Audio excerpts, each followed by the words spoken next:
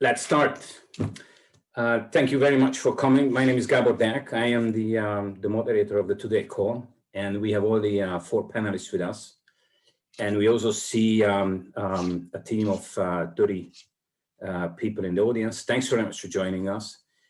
Let me pass the microphone to Anna Wisniewski, and please, Anna. Good afternoon, everybody, and I'm really very happy that this first event of within the framework of our project is here, and we are here together with the panelists and participants of the project. I have to emphasize first that this discussion is also part of the Felczak Workshop series, and also of the Hungarian-Polish knowledge base program.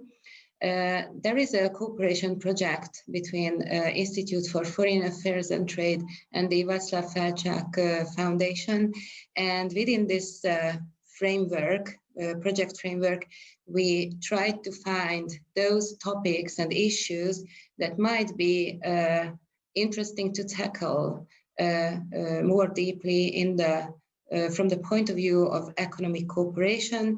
And we found that the first topic will be energy, green energy. The second one is innovation. And the third one is good practicing in the economic cooperation between the 2 countries, Poland and Hungary. I'm very happy that we have all the speakers. And what I just wanted to add that today is the green energy. Next month, so in March, will be the innovation. And finally in May, we are going to finish this series of debates on bilateral cooperation within in this form. Also to each event, written form cooperation, written form contribution was also prepared by each panelist that can be read on the and found on the website of the Institute for Foreign Affairs and Trade. It is called the 4-to-1 series. So if someone is interested and would like to read more details, the opinion of the authors and the panelists, so I very much advise you to find these papers. I wish you a very fruitful debate today, and I give back the word to Gábor. Thank you very much.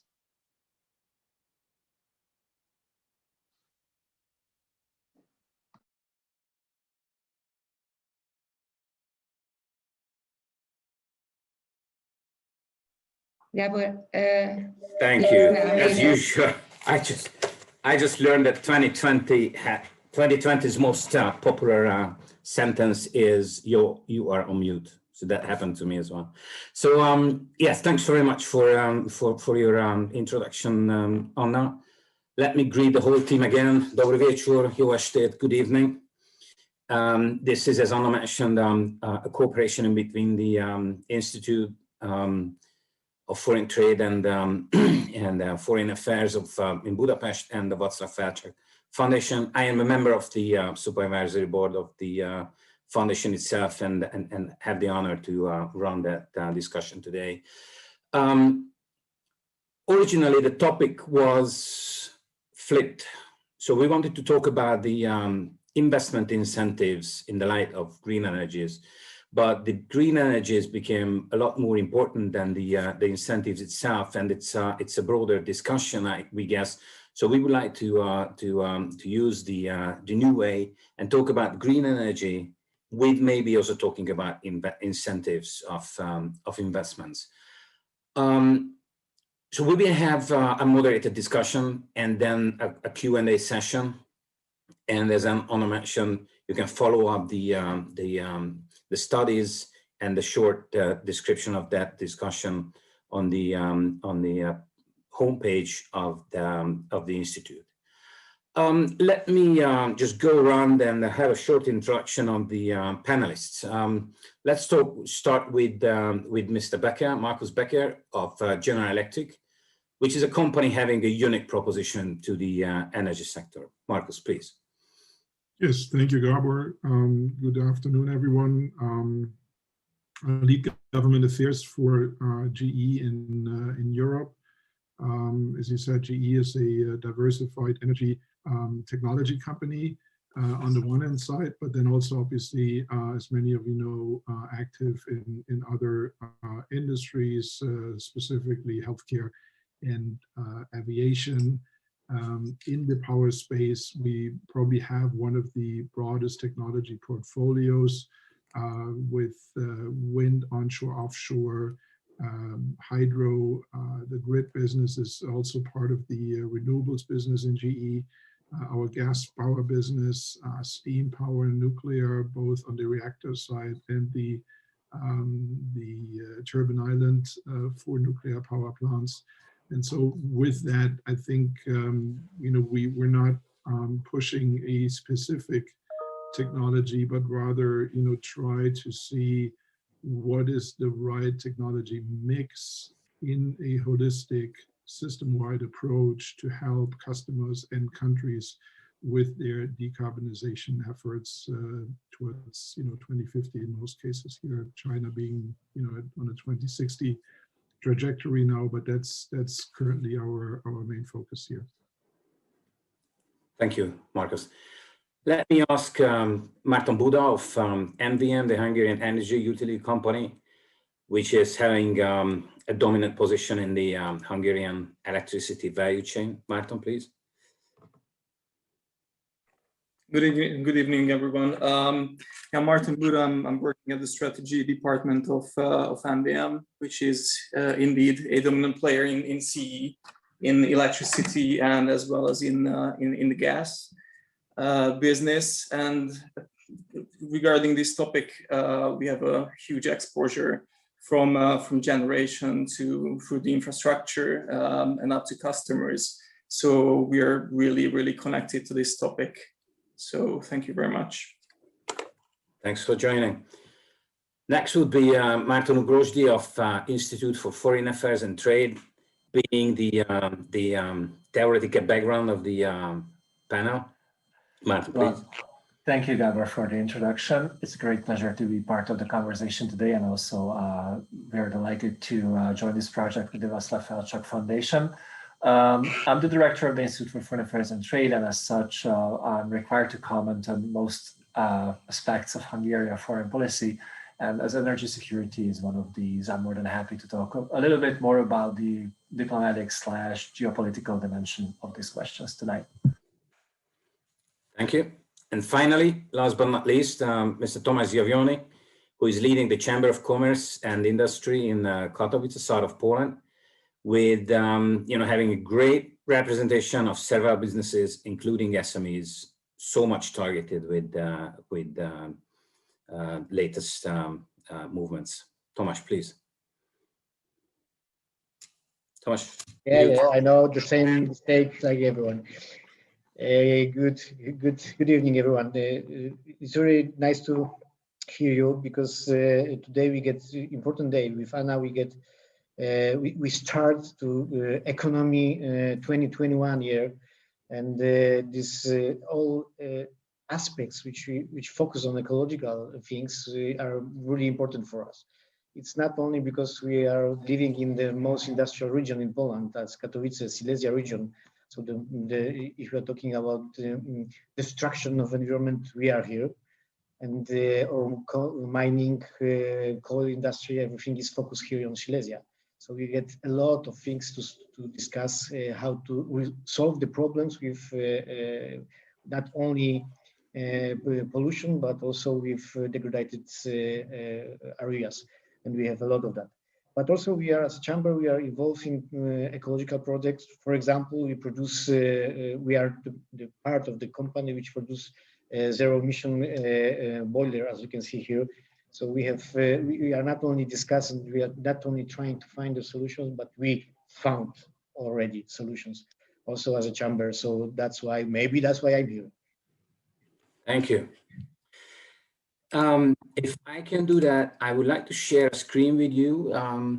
Can you see the screen of mine as a kickoff? Because we already have basically two discussions. First, we start with understanding what can be the similarities in between Poland and Hungary.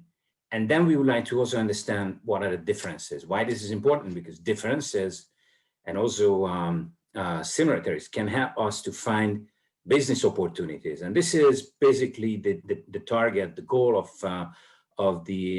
that discussion. And so if you don't mind, let me just tell you an interesting thing which I found. So on the right side, you see there is a comparison of wind in between Gdynia and Budapest. Gdynia is in the northern part of Poland on the seashore. And it's very interesting that in Gdynia, on an annual base, they have 48% more wind than we have in Budapest. And this is happening due to the seashore, due to the different temperatures on the sea and the land, which is making the wind. Now the sea, which we don't have in Hungary, but we do have sun. So you see an amazing thing that it's 48% more sun we have in Budapest than our friends in Krakow, south of Poland. So that was leading us to see, having the best herring probably in the world coming from Poland. And I hope the same we are having in Hungary in terms of different and great quality of wines. So this is what we like. We like the herring, we like the sea, we like the sun and so the wine. But is this somehow forcing us to have two different solutions, or we have commonalities? Let me ask to go around the table and get the panelists' idea. How do they see the Poland and Hungary? What in light of green energy, of course. And I would like to emphasize you to have a holistic approach, including grid, energy transportation, generation, cross-border activities, everything which you may have in your mind. Let's take the other way and start with Mr. Zjawiony, if it's possible.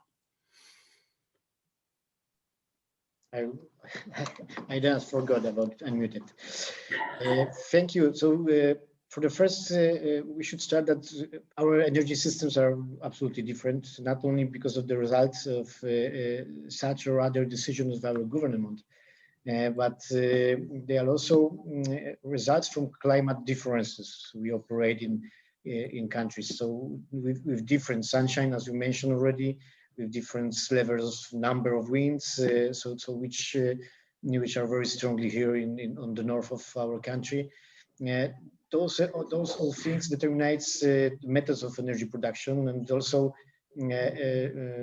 taking into account access to the raw materials, for example, in Polish, because we have, as I already told, a lot of possibilities to get the coal. That's why our energetic is supported by coal in 87%. And only those 13, not even 13, less than 13% is from green energy and other sources. So that is because of these systems and because of the possibilities what we have. Of course, we are trying to change everything here now, because not only our decision, but also decision from European Union. So 2050, that is the year that we should eliminate all dirty, we can say, the sources of energy. So we are trying to do that. That's why we are trying to get, we can say, so big transformation now. If we are talking about those not only source but also consequences of this energetic system, because we get not so good situation, especially about pollution, air pollution. That is a problem for us because coal, for we can say professional energetic, is okay because they know how to get energy from the coal. But in small houses, when the temperatures of burning is 40 degrees, for example, that is the biggest problem. And that is a problem for south of Poland because we have a lot of pollution, which the source is our neighbors and we, in fact. Yeah. That's why we also need to prepare some system of transformation of industrial areas, because it's not only the changing of source of energy, but also changing of style of living here in the region, because we are now in the region which 200,000 people is working in the coal industry. So we cannot forget that we cannot forget to only change the system, but we need to find a solution what to do with these guys, with these people which are working there, with these areas and companies which exist already.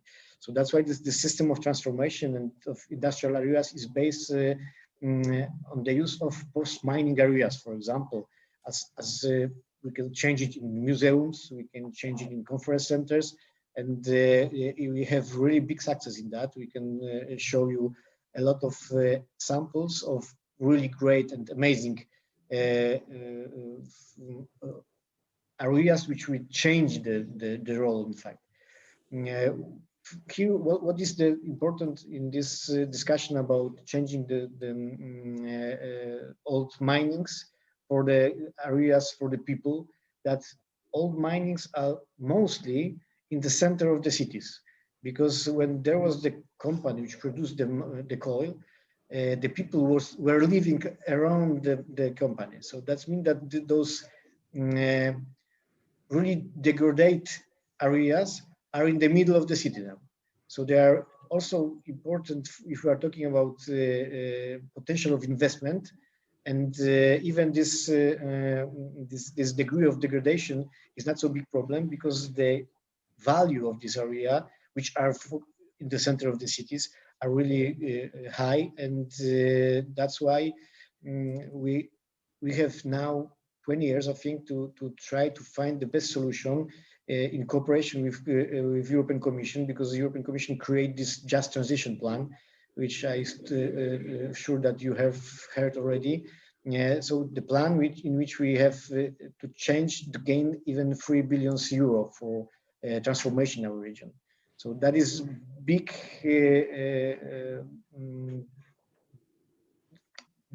it's important moment now to make the proper good decisions to change everything. For the first, change the process of producing of energy in Poland. Maybe atom, maybe some other, maybe nuclear. It's depends what we get money for.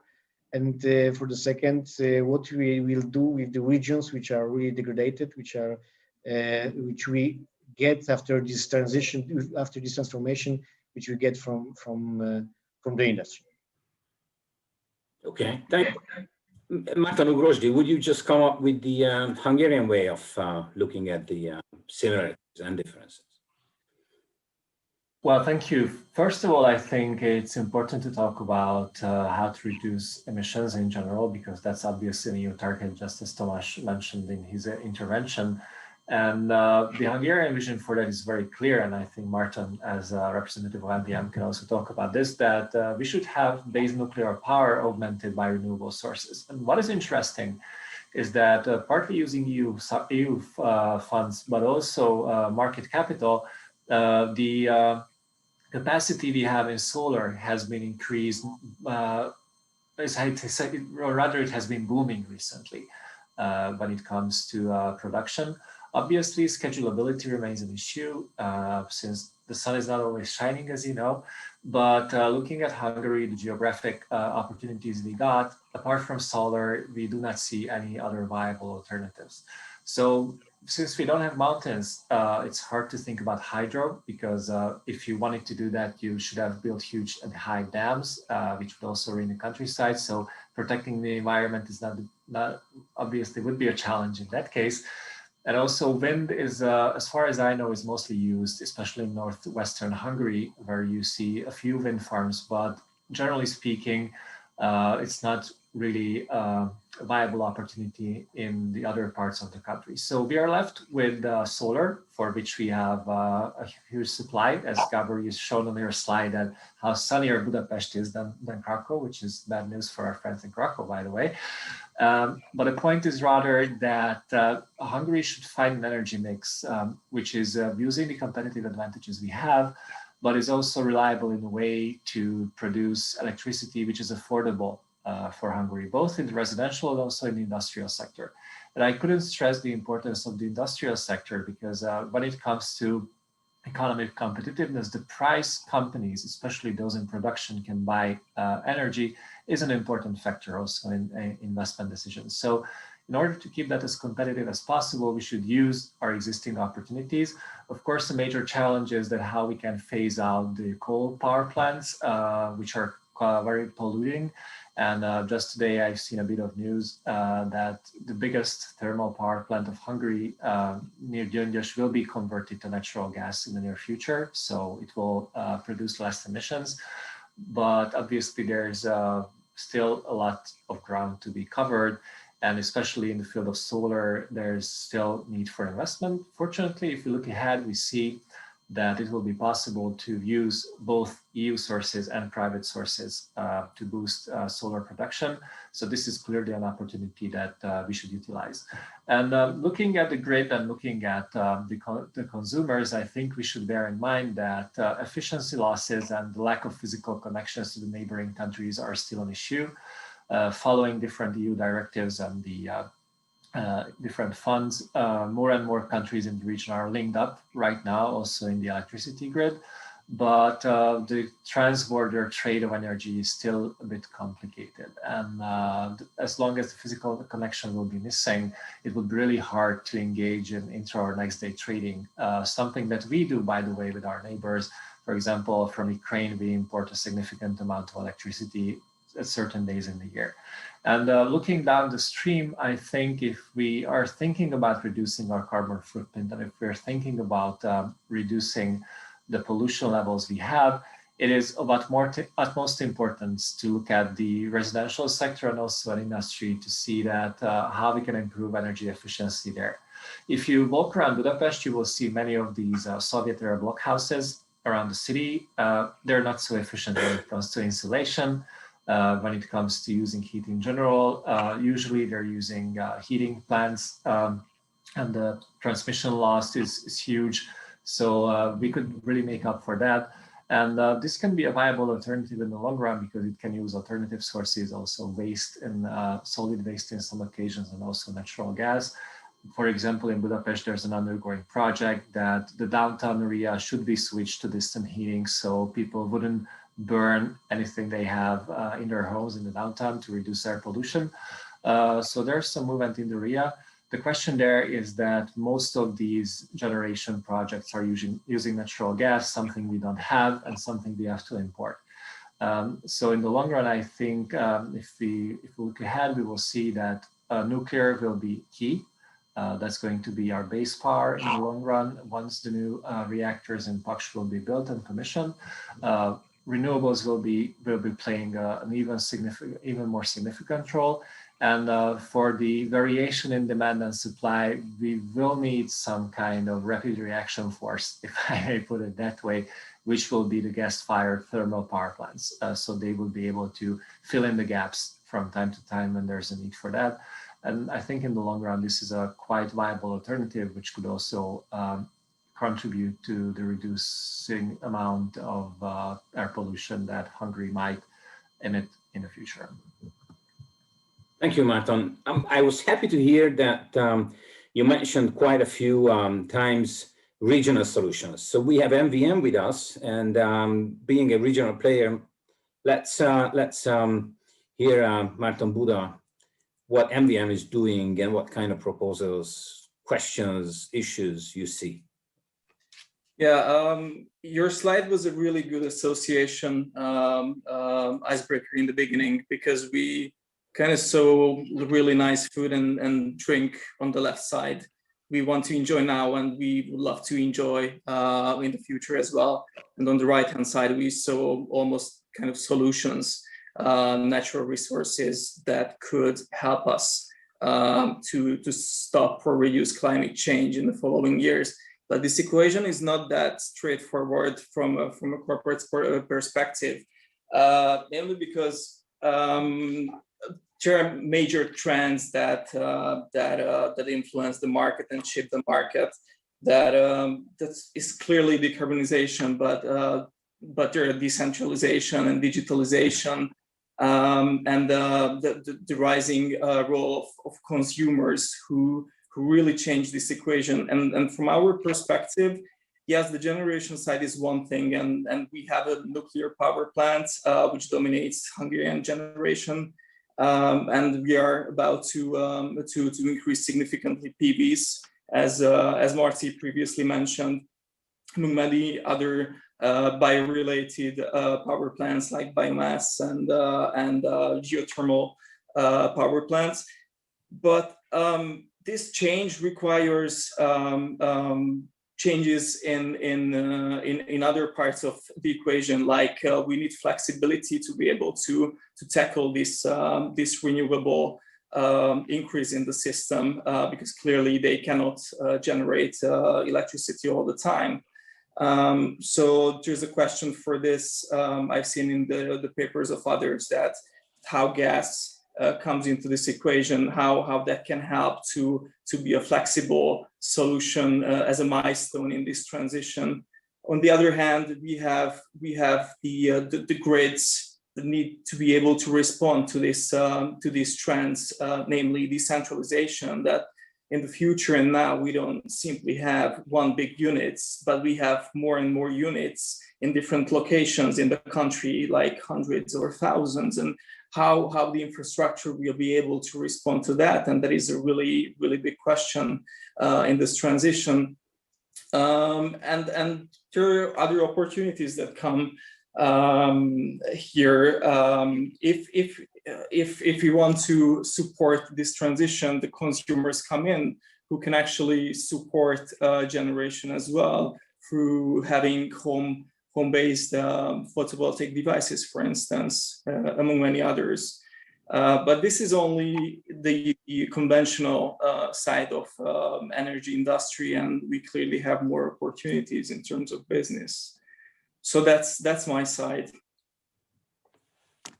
Thank you. And finally, we have Markus Becker with a global view. Markus, please.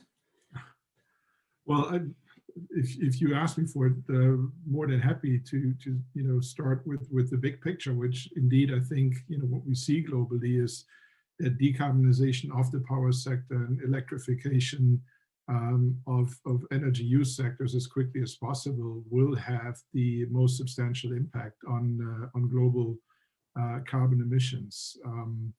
If the power CO2 emissions could somehow be brought immediately to zero, which obviously is impossible, but that would realize the COP21 Paris Agreement goal of keeping the global average temperature increase to less than 2 degrees. And the reason is electrification, right? The key goal of the energy transition is to cost effectively reduce carbon emission. And I think over the last 20 years, carbon emissions have risen over 40% from 23 gigatons to more than 33 gigatons today globally. Power generation is responsible for roughly 41% of today's emissions. On the other side, this system, this energy system, this global energy system delivers 27 terawatt hours of electricity. And even at these levels, we still have 770 million people right now without power. So the demand for electricity will continue to increase, both from those that currently have not access, but also from the likes as us that use all these electronic gadgets and do video conferencing now and want to hop into the electric vehicle. And so technology will play a key role in the energy transition, allowing us to meet the needs of ever increasing demand for electricity while also lowering power generation's carbon emissions. And that's, I think, where indeed a mix comes in of both renewables and gas, because you will have that additional growth demand for electricity, and you can and should build out, you know, renewables as much and fast as you can. But at the same time, in order to really get material CO2 reductions quickly, you also do need to make sure you switch fuels from coal to gas, for example, and with that have a viable or flexible source on the grid that can back up the intermittency of renewables, and in the long run, with cleaner fuels, cleaner gaseous fuels, create a true no regrets pathway. I think again, big picture and for a global company on the question of you know, cooperation between two countries, not just Poland and Hungary, but more broadly in general, we do like obviously bigger markets, more liquid markets. With your example of wind and solar complementarity in the two countries, you know, you get a more efficient and cheaper electricity generation theoretically, and you increase the certainty in the market. You know, as a convinced European, I think also would contribute to the integration of the European internal energy market quite a bit. And the current framework does encourage these kind of cross-border cooperations between member states. Yet so far there have only been, you know, few examples of these type of cross-border corporations. I think there's one between Norway and Sweden, and then Germany and Denmark partnered on their ground-mounted solar PV. And then there was actually a failed collaboration between Ireland and the UK, if I recall correctly. So, you know, one also has to look at what have been the reasons for those corporations not being picked up more broadly across the EU. And I think first and foremost, it requires strong political will, mutual trust, good governance, and then also, you know, obviously some level of flexibility in negotiations and national legislations. But again, I think there is some attractiveness for companies if they know they can sell and offer their services into a bigger and more harmonized and also more liquid market. Thank you. Let me just quickly ask the panelists if you have any questions to each other based on the short introduction speeches we had. Any of you, it's free up to you. And let me also ask the audience to use the question, the Q&A session to ask questions to the panelists anytime. So any questions from the panelists to the other panelists? No, okay, then let me go on. In Markus Becker's paper, it's there is a very interesting summary, which was kind of, you know, echoing in your short speeches, that there's a dramatic growth of renewable power generation, which is driven by basically 4 factors. So first of all, definitely the public awareness is something which is boosting it. The second is the cost of renewable energy is declining. Number 3 is there are great advances in the wind and solar technologies itself. And finally, we have favorable policies and incentives. But let me focus on the dropping cost, the declining cost of energy production. And let me ask this question to Tomasz Zjawiony. Do you see business opportunities for the companies being member companies of the Chamber of Commerce and Industry? These changes, for example, these investments, just for example, are your companies taking part in the wind business happening in the north of Poland, onshore and probably offshore in the future. Yeah, that's for sure, because that is great opportunity for all of industry, you can say, because it's not only changing of the our, you can say, not only change the climate, because the cost which we get from the medicine side of view, that's so to rescue the lives which are really in big dangers because of, for example, air pollution. That's a lot of money yearly we spend for that. Unfortunately, we have in our region 4 cities which are in the highest position in the ranking of the most polluted cities in Europe. So that's really not good for us. So for the first, that's are the costs which we need to eliminate. So if we, for sure, the cost of wind energy is higher than energy from coal. But as you mentioned, that the companies which the new branch which we can create in that area, that is our great opportunity, and we can see it in the projects which we try to, for example, get the money from national agencies which are focused on searching the possibility how to change the style of the creation of energy in Poland, and that is big opportunity. As I told you, this boiler which you can see here on my right side, that is a boiler which we prepare with University of Technology, which is only the first zero emission boiler. So that's good solution which create business and science. That is the answer for the problem with air pollution, for example, in our region. So we also have a lot of companies here which are trying to find the much better photovoltaic solutions, much better source of heat, like here on my right side. And so the incentives which we get not only from our government but also from European Commission, as I mentioned in last conversation, that's a lot of money for big possibilities for the people which need to change its style of life, and for the companies which need to prepare new reality.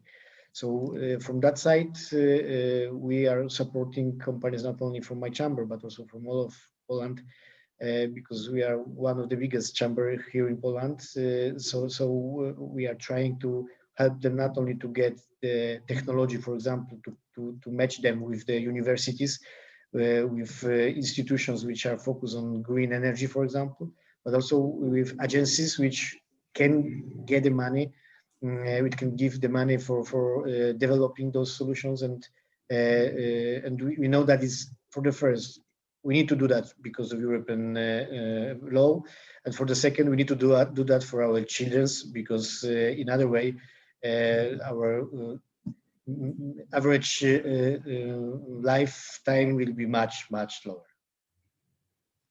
Okay.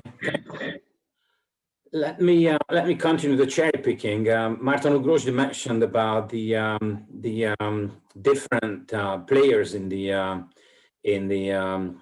business, but I also see the ecosystem as a wider room.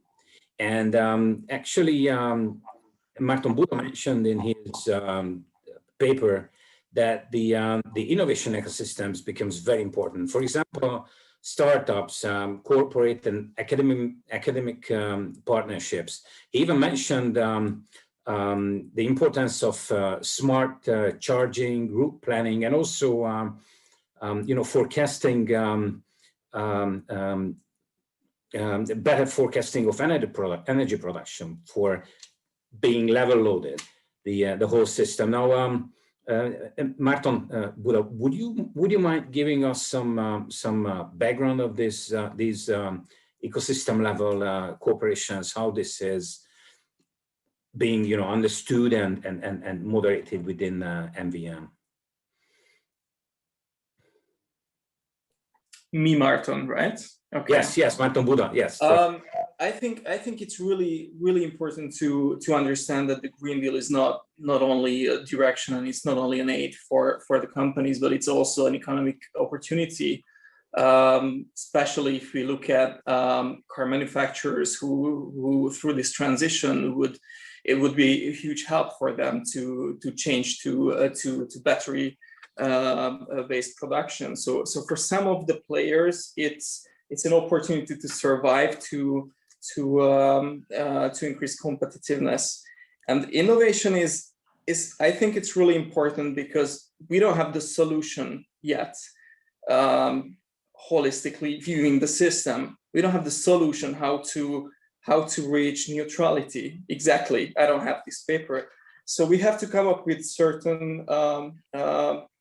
We have to look at certain technologies that could accelerate this transition, and clearly that's why we try to foster innovation, like specifically looking at grids. I don't know, smart grids. How we can come up with smart grids. What kind of solutions we can integrate to come up with them. Or this is where comes in, for instance, hydrogen, which is a new opportunity, technology-wise or economy-wise, that it could create jobs, but it could also help the industry in decarbonization. So I think it's important to have focus on it, and this is what most of the large utilities try to do in the business. But if you have any specific questions in terms of innovation, I'm really happy to answer that too. I think long term, the hydrogen business will be probably a mind-blowing solution. But let's see. Well, it's a promise at the moment. It has potential, and this is in an R&D phase. So companies try to look at it. There are certain technologies that they test if it could work. For instance, the business behind or the idea behind hydrogen industry is that we could create green hydrogen through using renewables, and this hydrogen could be used to decarbonize, for instance, industry players, or it could be used in transportation, for instance, or heavy transport, for instance, in decarbonization. So this is an alternative at the moment that companies are looking at, but still this is in an R&D phase, and we'll see in midterm or maybe long term how it could benefit to the decarbonization. Thank you. Markus, a question to you, because we talk about here now the R&D phase, but GE is today, right? And I really like the way you were expressing that in your paper, that a solution for power sector is not an either or question. And so would you please share with us the proposal, the value proposition of GE itself to that business, how you think this either or question could be somehow harmonized with the reality? Well, I think Márton just put it, very eloquently. The way you want to look at it is, near term, midterm, long term. At least that's how we also in our global research center, when we look at different technology pathways, really try to address and tackle, and then also see where we need to further innovate. And I mean, as you all probably know, the company goes all the way back to Thomas Edison, and so he famously said, I look what the world needs and then I invent it, right? And so that's where we come from, from a DNA perspective, and I think that is still very much at the core of GE. If you look at these three buckets and then you look at the technology pathways, I think, as I said in my statement earlier, you do want to, in the near term, build out low-cost renewables, wind, solar, fast-growing renewables as quickly as you can. You want to, focus on dispatchable clean energy, which also includes nuclear, and then, fuel switch from dirty coal to gas. And then in the midterm, you start addressing, some of the shortcomings or weak spots of these technologies. On the renewable side, it's obviously the intermittency. So, what can you do? You can hybridize systems, mix wind and solar, because often they're obviously very complementary. You can add batteries into the system to get storage for at least up to 8 hours. I think batteries are economically quite well suited. And then on the nuclear side, we eventually will see SMR, small modular reactors with safer nuclear fuels. And on the gas side, you eventually start, blending of hydrogen into your natural gas mix. And then further out is really when you then look at the hydrogen story that we just briefly tapped on, off-grid networks. You look at carbon capture and sequestration, either on your gas plant directly, or pre-combustion, turning blue hydrogen into green hydrogen. So I think this is still what excites me today, is these various options that we have. And I think from a risk perspective, you indeed don't want to put all your eggs in one basket, but need to make sure that you have a diversified system, because you still have the energy trilemma of trying to provide affordable, secure, and competitive energy to your people, to your industries, right? As a country, as a government. Okay, thank you. And finally, I also have a question to you, Márton Ugrósdy of IFAT. You gave us in your paper a summary that the closest future will belong to companies which are ready to support those efficiency changes, which we believe will happen in Hungary. And you also gave here the potential installation actions of houses and replacing the doors and the windows. And I think that's a general topic available everywhere. Would you just give us a wider understanding of that in terms of possible comparison of different regions of Hungary, or maybe give us a wider regional mirroring of that problem, and to understand if this is just a unique Hungarian problem or a wider? Well, as I was driving to Poland from time to time and passing through the countryside and also Slovakia, I seen the exact same Soviet-style blockhouses there as well. So I guess there's quite a lot we could do to make our homes more energy efficient. And I think also the new labeling regime that the European Union will be just launching for household appliances, for instance, starting in March 1st, if I remember correctly, will be something in the direction of that. Or just to give you another example of regulation from Hungary, now if you're buying a house or a flat or something, you have to get an energy certificate for that, which will tell you that how much heat and how much energy are you losing through the walls and windows. So you will have at least some basic means of comparison to find out that how much of your money will be going out the window, if I can put it that way. So in this sense, if we can make people more energy conscious, that's very important. And I think there's not enough money the state can spend on energy efficiency in this regard, because the housing stock of Hungary is very much outdated, and the losses in energy and also in other fields is very high. So this should be supported in the future as well. I think the regional outlook is somewhat similar, because we see that the structural problems are somewhat the same. But I would like to stress here what also Márton and Markus touched upon, is the regional market, at least the Visegrad 4 countries, but maybe even bigger. Because if you look at Hungary, for example, from GE's perspective, which is a truly global company, this is a market of 10 million people with heavily regulated residential energy prices, for example. So to make these investments profitable, while it also contributes to reducing carbon emissions, and at the same time trying to keep the competitiveness of these countries, it is essential to think regionally.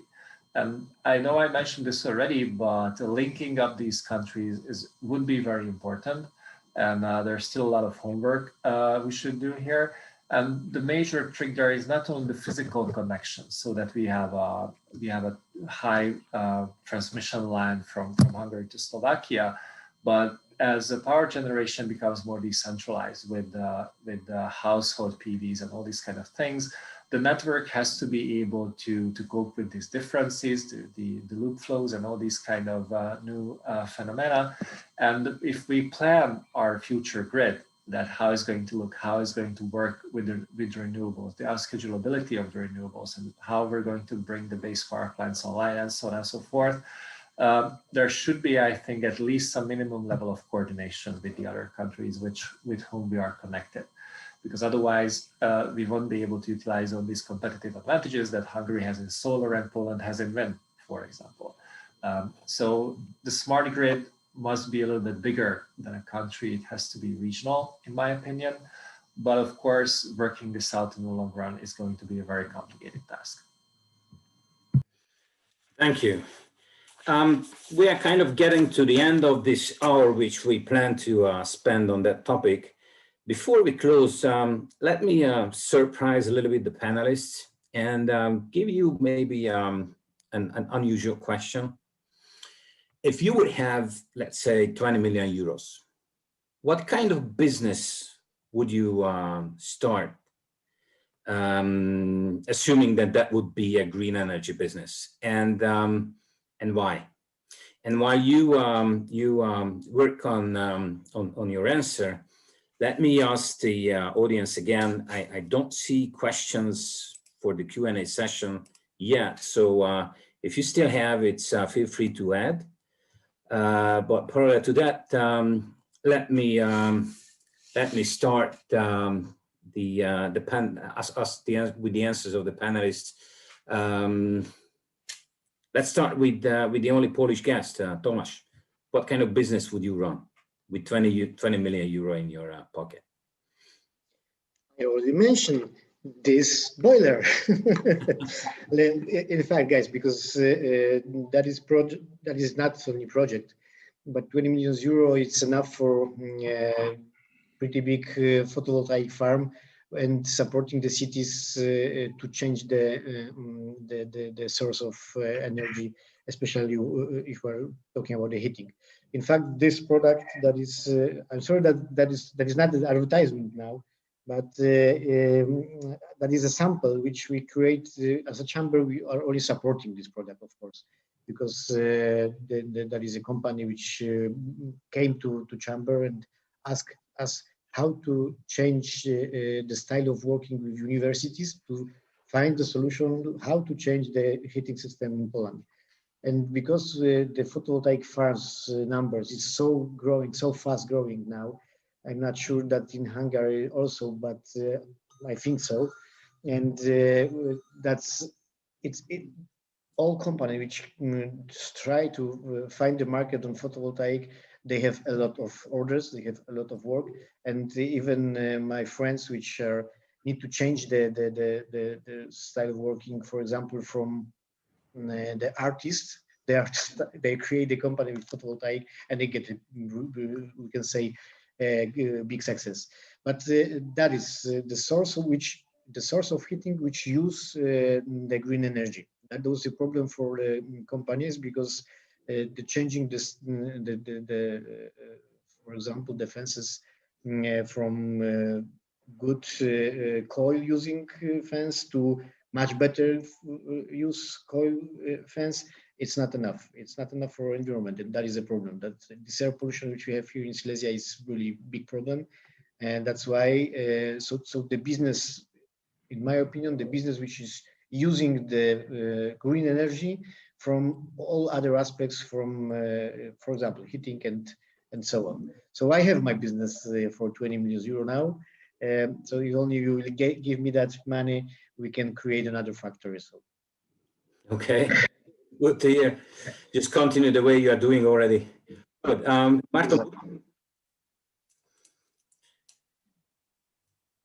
what would you do with your 20 million euro? Yeah, Márton Ugrósdy mentioned energy efficiency, and I think it's a really hot topic at the moment in, I think in all the countries, but in Hungary, recently there was a legislation from actually from 2021, which makes energy retailers sort of obliged to save energy on final consumption. And this is a huge market. I mean, obviously, all the countries have energy efficiency targets up to 2030. And this is a decent amount for Hungary. I think it would be at least 3-4 billion forints in the next decade, which is a huge number. Maybe we could scale up that 20 million euros. If I had the chance, I would definitely do something with the residential energy efficiency, either insulations, lighting, or maybe complex solutions. So that would be my suggestion. Thank you. Markus Becker, what would you do with the 20 million? Very clearly, I would spend it all on STEM education for kids at a young age to get them excited about becoming engineers. Because as someone said earlier, we do not have the silver bullet yet, and that's probably the most important investment that we can make. Get young people excited about this opportunity and the complexity of the system, because it really will require a systemic, and STEM is in that word as well, systemic approach to really get to deep decarbonization, which we need by 2050. So I would go all in on education, education, and education. Great, thank you. Márton Ugrósdy, finally. Storage, electricity storage, I guess, because as most of you mentioned in the panel, it's a great thing to produce electricity from clean sources, but you have to store it somewhere as well if you don't need it right away. But I think that's going to be a great business opportunity. Thank you. And we have a question from Bence Kish saying, can hydrogen technology truly take center stage in achieving a net zero carbon emission economy in the midterm? Or is it only a consideration for the far future? And I think that's a question to Márton Buda. Well, this is a really difficult question. This is a tool that could definitely help in energy storage, for instance, but hydrogen cannot target all the fields with carbon emissions. It's got limited, I don't know, not availability, but potential.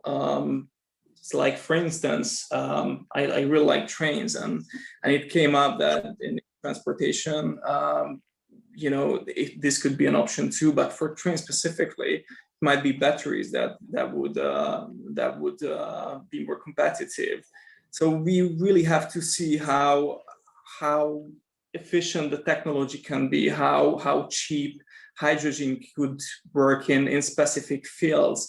We actually looking at the technology at the moment.